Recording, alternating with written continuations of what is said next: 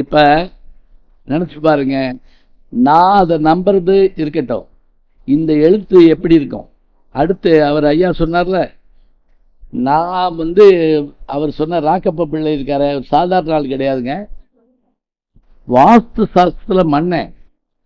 இங்கே மதுரையில் ஒரு புகழ்பெற்ற ஒரு கடை, அவர் இஸ்லாமியர்.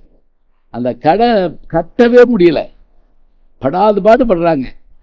இவரை காரில் கூட்டு போகிறாங்க, நானும் போகிறேன் கூட.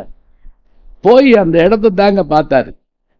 பார்த்துட்டு எல்லாதான் மாத்திரம் பண்ண சொன்னார். இன்னைக்கு கோடி கோடியாக கொட்டிக்கிட்டு இருக்கு அந்த கடை.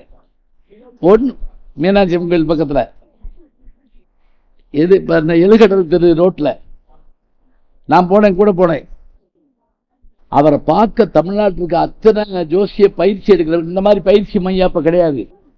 அவரை பார்க்க வருவாங்க. அவர் என்கிட்ட கேட்டார், எப்படி ஜோசியம் படிச்சுக்கிறீங்களா? அவர் தான் எனக்கு அரசனுடைய வரலாறு புத்தகம் எல்லாத்தையும் எனக்கு கொடுத்து கொஞ்சம் பிஹெச்டி பண்ண வச்சவரு. என்னுடைய இப்போ நன்றி உரையில் போட்டிருப்பேன் நான். அவர் என்கிட்ட கேட்டார், நீங்கள் படிச்சுக்கிறீங்களா அப்படின்னு. நான் எனக்கு சொன்னேன், எனக்கு ஆசை தான், ஆனால் எதிர்காலம் பற்றி தெரிஞ்சுக்கிறாமல் இருக்கிறது எனக்கு கொஞ்சம் பிடிக்குது. அடுத்து என்னங்கிறது அந்த ரூம்குள்ளே, இருட்டு ரூம்குள்ளே, இந்த பிளாக் ஹோல் தியரி மாதிரி அதுக்குள்ளே என்ன இருக்குன்னு தெரியாமல் போகிறது எனக்கு பிடிக்குது.